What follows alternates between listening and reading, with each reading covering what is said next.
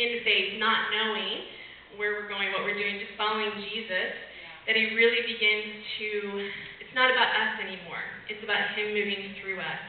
And so I encourage you, just to follow the dreams God's planted and where they lead, because he wants you to raise up sons and daughters who will know him.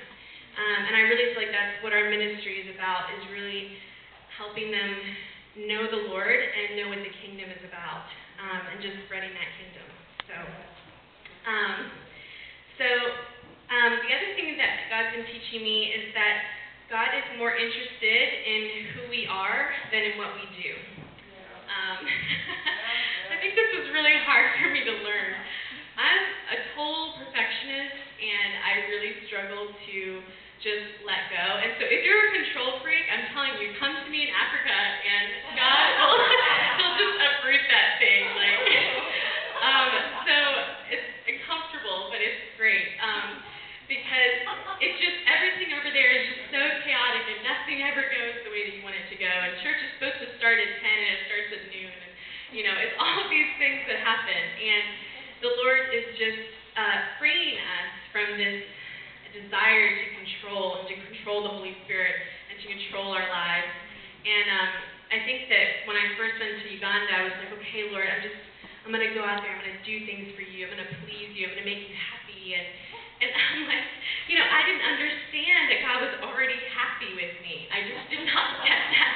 I did not get that concept that the Lord is already happy with us, like sitting where we are right now. And it took me a long time to really get that concept. But once I did, it was very freeing because I just didn't have to run around as much and feel like I had to please God, because, and I think that he wants us to understand that it's not about what we do outwardly. We can be involved in ministry and we can be giving, but our hearts can be in the wrong place.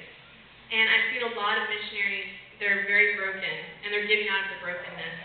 And it's hard. You constantly have to be coming back to the Lord to be restored. But when you give out of the brokenness and you give out of the emptiness, there isn't life there. And so, it's one of those things where he wants to heal us. He wants to set us free.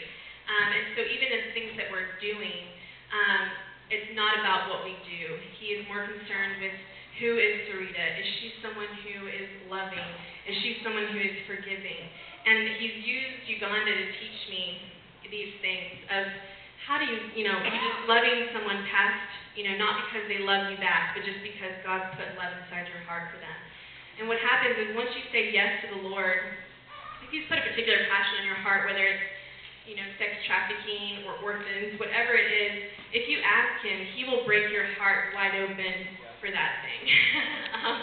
Because his capacity for love is so much bigger than what we can contain. So every time I'm having to ask the Lord, okay, Lord, increase my heart, increase my capacity, because my love is so small, okay? If I give out of my love every day, it's just like by 10 o'clock, I'm just completely empty, So it's like I can't give out of my love. It's not enough. And I have to give out of the more that God is giving me every day. And his love is so much bigger than our love. And his love can allow you to forgive, the most terrible things. And so I think that that's something that the Lord is really impressing upon my heart. So don't be so concerned with what you're going to do for God, but rather spend time with him and discover who he wants you to be in him. Because he's going to use who you are and what he's placed inside of you. And so you want to allow him to shine through